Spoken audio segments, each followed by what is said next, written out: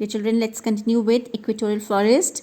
You'll find equatorial forests are hot and wet throughout the year, and here you'll find large amount of rain and high temperature because this region occurs in the equator region where the region is quite hot and humid, right, due to the direct rays of the sun. Now, if the temperature is high, rainfall is also in large amount. Then you'll find evergreen trees over here.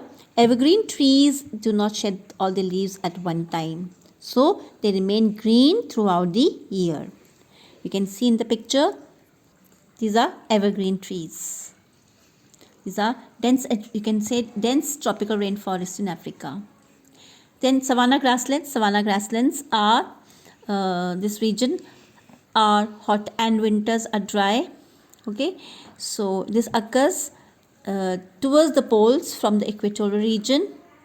Here the temperature as well as the rainfall begin to decrease, right?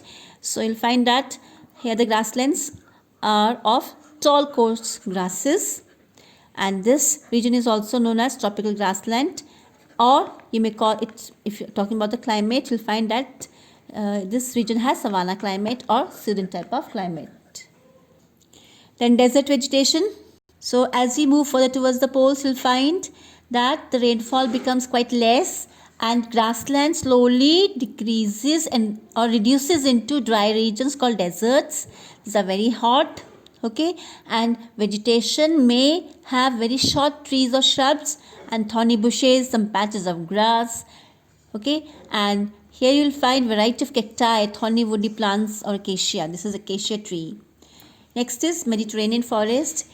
This is found on the Mediterranean coast in the north and Cape of Good Hope in the south. Winters are mild and have rain while summers are dry and warm.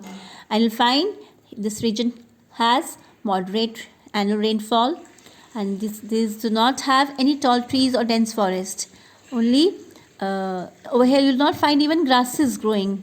Okay, vegetation here are short evergreen trees and bushes, and find long roots.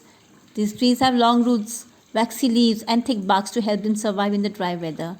So examples are olives, cork, oaks, fig and citrus fruits. Next is temperate grasslands. Temperate grasslands are also called veldt, right? In this region you'll find the rainfall is moderate, okay, and this region is colder and drier than tropical grasslands, and grasses are shorter and less dense. You'll find very less trees over here.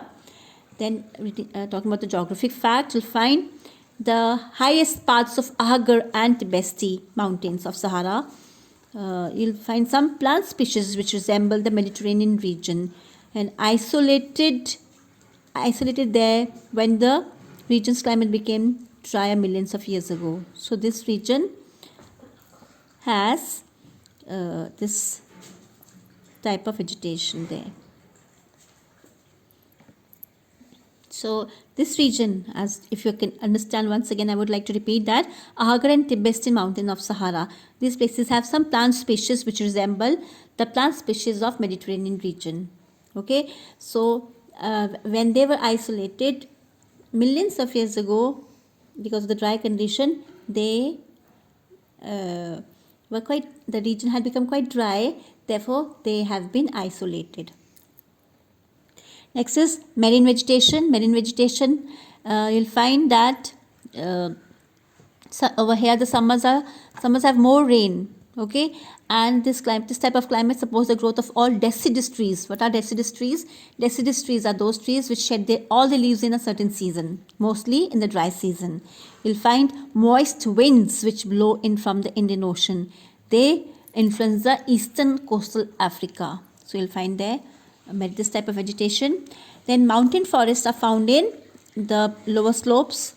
Okay, these have tall trees, and some trees become short and finally give way to open grasslands.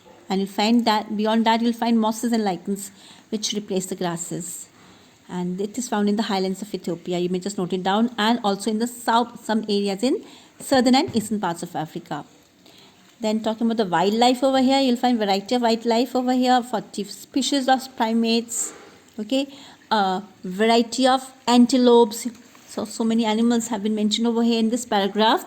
Hoofed animals, 70 species of carnivores. The world's largest bird, ostrich, is found over here.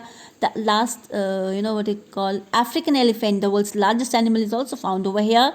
You'll find this, the rich wildlife of this place has boosted tourism, as African safaris are famous over here, where tourists love to enjoy the natural beauty of Africa and witness their diverse wildlife under secure arrangements.